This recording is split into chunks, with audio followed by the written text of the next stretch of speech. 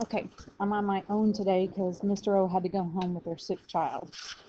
We left off talking about the election of 1856 and the Republican Party starting to take some control here with Fremont, the National Republican Party. Here, this map shows you the election results. Democrat Buchanan won this election, but not by much. Obviously, he did have the full support of the South behind him.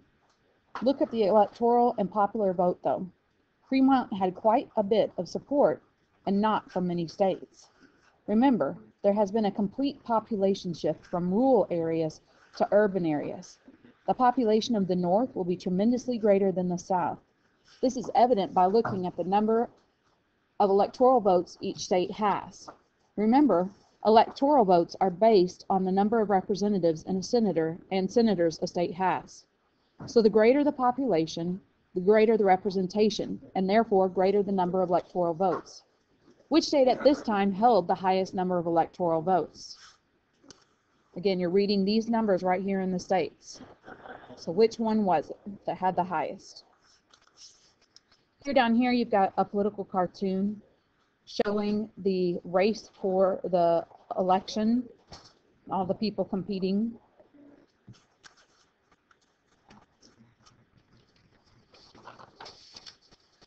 The Dred Scott decision, or also known as the Dred Scott versus Sanford, was a Supreme Court case. There are not too many Supreme Court cases you need to memorize. However, this is one that you do. Dred Scott versus Sanford. Dred Scott was a slave who moved with his master up to the Wisconsin Territory. His master ends up passing away. Dred Scott believes that he should be set free since the Wisconsin Territory and Illinois are both free areas in which he had just been dragged to. However, his master's widow feels quite differently. She and her lawyer stand up against Dred Scott's claim, forcing the court to decide. Eventually, the case is appealed all the way to the Supreme Court. Chief Justice Taney just happened to be a Southerner who owned slaves. Some felt this very much swayed his opinion in the Dred Scott case. Taney does just that. In fact, he manages to change everything when it comes to the issue of slavery in the territories. The Supreme Court first rules that they can't even hear Dred Scott's case, being that he is a slave. Slaves are property, not citizens. Therefore, he has no right to sue. By declaring that slaves are property, he also was making another ruling. The Constitution protects people's rights to their property. Therefore, no one has the right to restrict slavery in a territory because you would be restricting people's rights to their property, going against the Constitution. All U.S. territory is now opened to slavery. This has just undone the previous compromises. However, it is important to note that once a territory was ready to become a state, they did have the right to outlaw slavery. Northerners are very angry with the court's decision. As you can imagine, Southerners were very happy. Let's review your blanks. Here, you should have Supreme Court. Down here, you should have sued for his freedom after his owner died. Here, not citizens, because slaves were property. All U.S. territory is reopened to the possibility of slavery. Southerners are happy and Northerners are angry.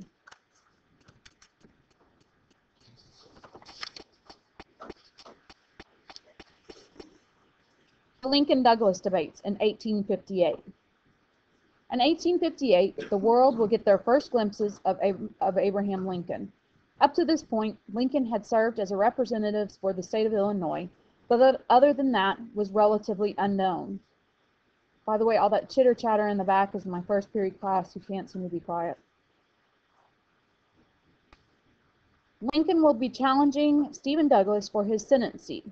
This makes Stephen Douglas the incumbent, since he is currently holding that position. In general, incumbents tend to be re-elected. Lincoln has a very tough job running as challenger against Stephen Douglas. In preparation for the election, both contenders will challenge each other in a round of debates held throughout the state of Illinois. This was quite common back in this time period.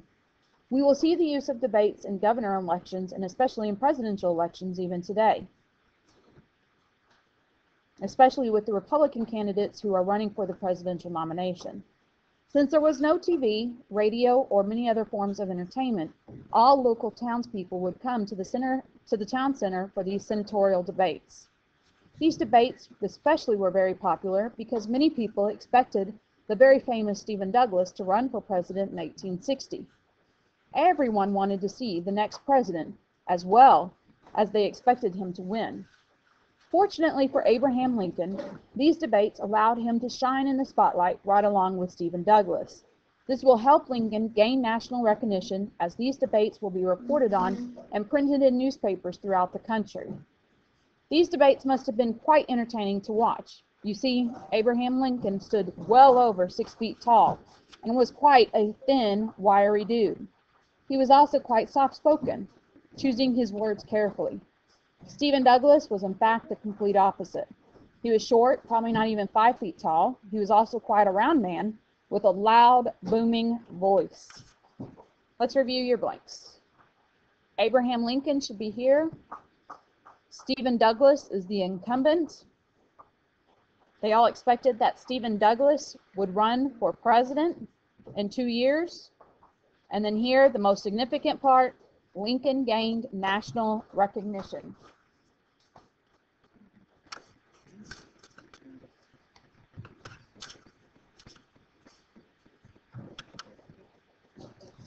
Here you can see where the artists have depicted some of these characteristics in these men. The map of Illinois shows you the outcome of the senatorial race. Although it was close, Stephen Douglas does remain a senator. As predicted, Douglas will run for president in the next election. Lincoln will too.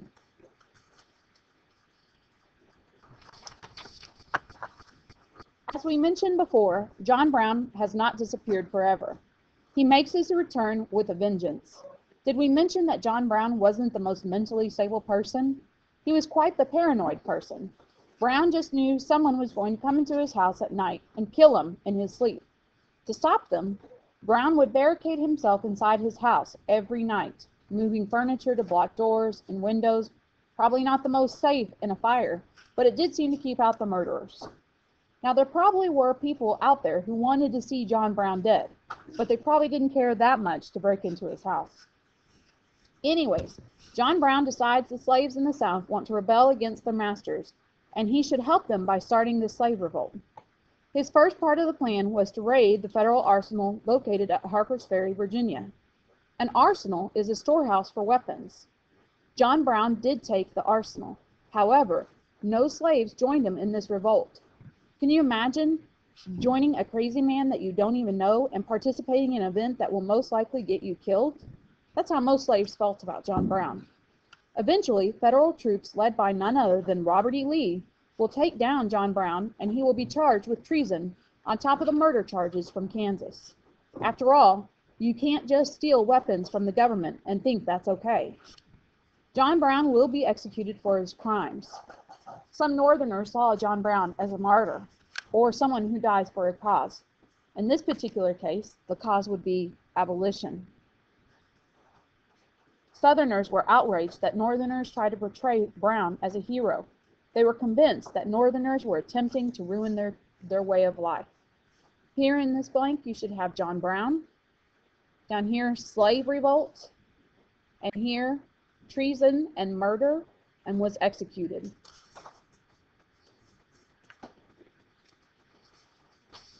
Here is a song that became quite popular throughout the North about John Brown's body. Look over the lyrics and then watch the video that was made with this song.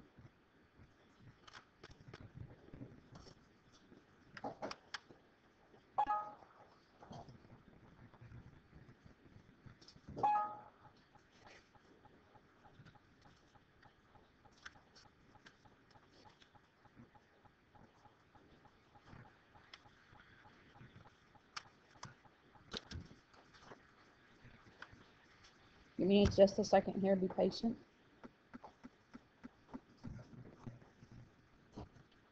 Technical difficulties as always.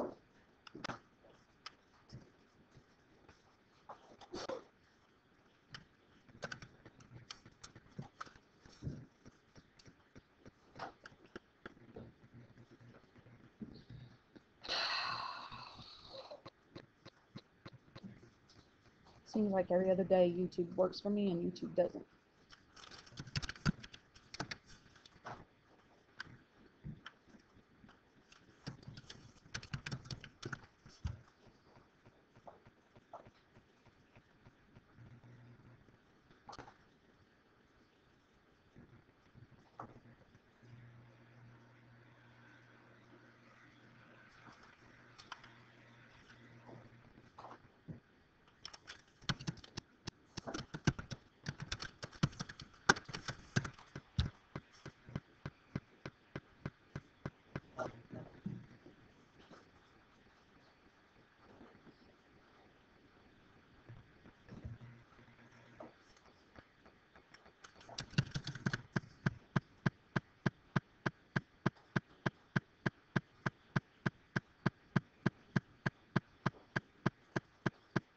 Okay, it doesn't look like it wants to work for us, so just look over the lyrics here, and that'll be good enough.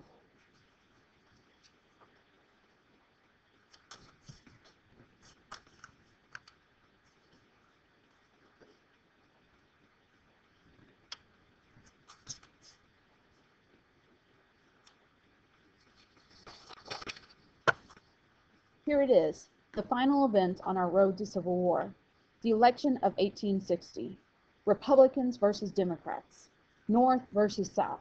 However, the Democratic Party will split, which will cause their demise in this election.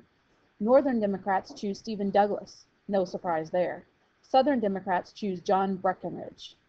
The Whig Party has become the Constitutional Union Party, a very significant name for this time, don't you think? John Bell will be their candidate. And of course, as you probably are already aware, Abraham Lincoln is chosen as the candidate for the Republican Party. Now remember, he really didn't have a whole lot of political experience. The Northerners really liked what he had said in his debates against Stephen Douglas. In 10 Southern states, Abraham Lincoln's name doesn't even appear on the ballot. Even with that, Lincoln wins this election. And he does so without winning one single Southern state. Southerners feel that they no longer have a voice in the national government.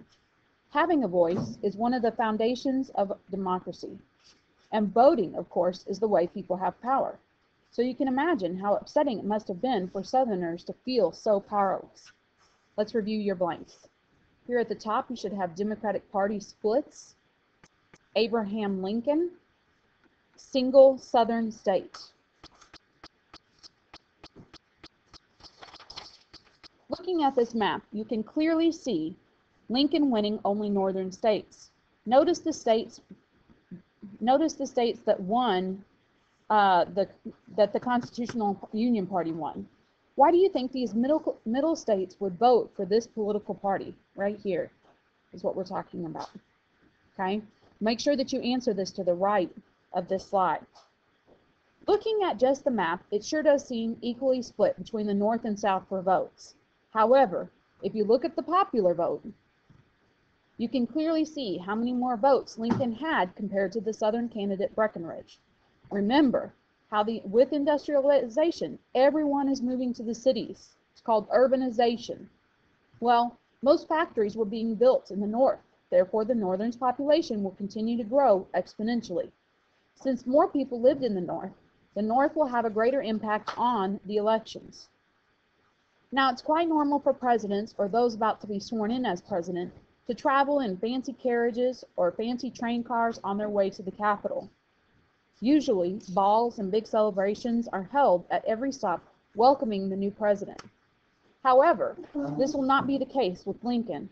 Instead, a media blackout will be declared. No press will be allowed to report on Lincoln's whereabouts, and complete secrecy was contained for the entire journey. Why was this, you ask? Well, you see, some already expected attempts to be made on Lincoln's life. As we all know, Lincoln will eventually be assassinated. Even from the beginning of his term as president, extreme cautions were kept to ensure his safety.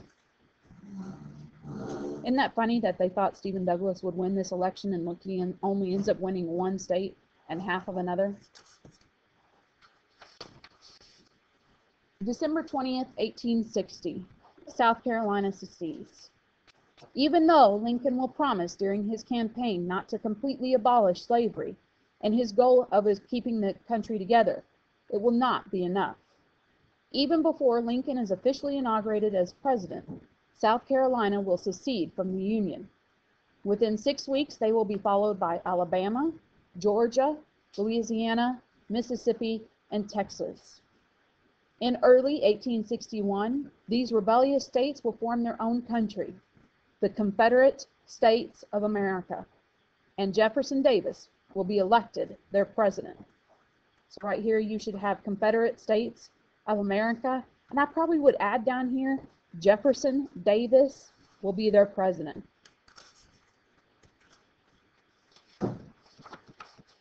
In addition to this secession, Southern congressmen will also begin to resign from the United States Congress. The first will be congressmen from South Carolina. Harper's Weekly is a very popular magazine at this time, and actually will be all the way, I think you can still find it in some places. Okay, so here it is, marked in 1860, and the biggest news story is that these South Carolina congressmen resigned.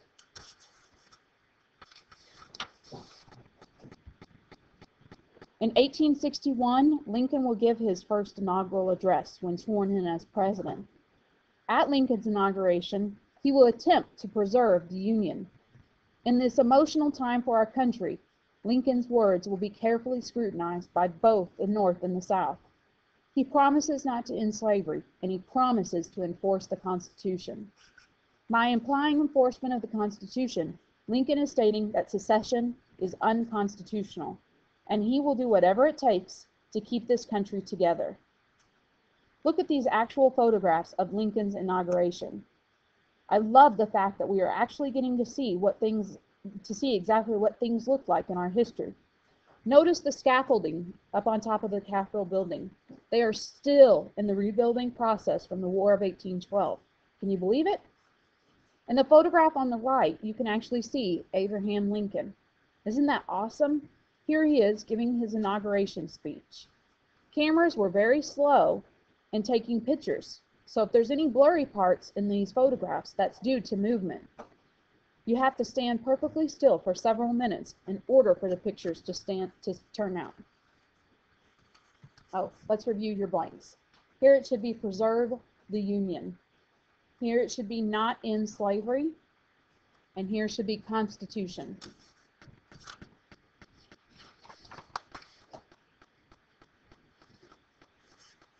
Even after Lincoln's speech, nothing with the South changed. In fact, matters quickly deteriorated. Fort Sumter was a federal fort located off the coast of South Carolina. Right here you see it. Okay? After South Carolina seceded, they felt it was their right to take over this federal fort. However, Major Anderson, who was in charge of the fort, refused to leave.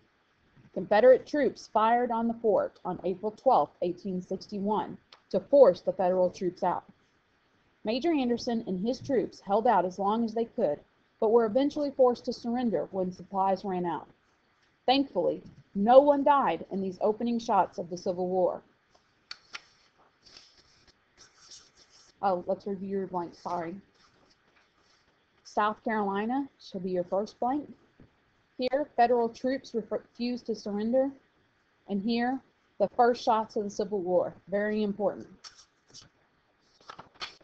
Here is an artist rendering of Fort Sumter. You can see how the fort was basically an island right off the coast.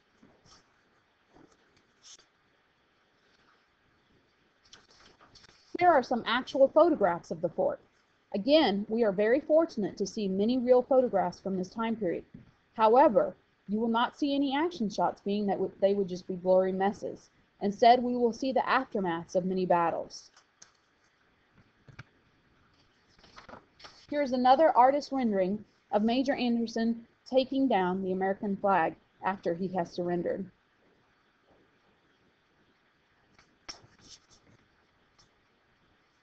And that ends your notes.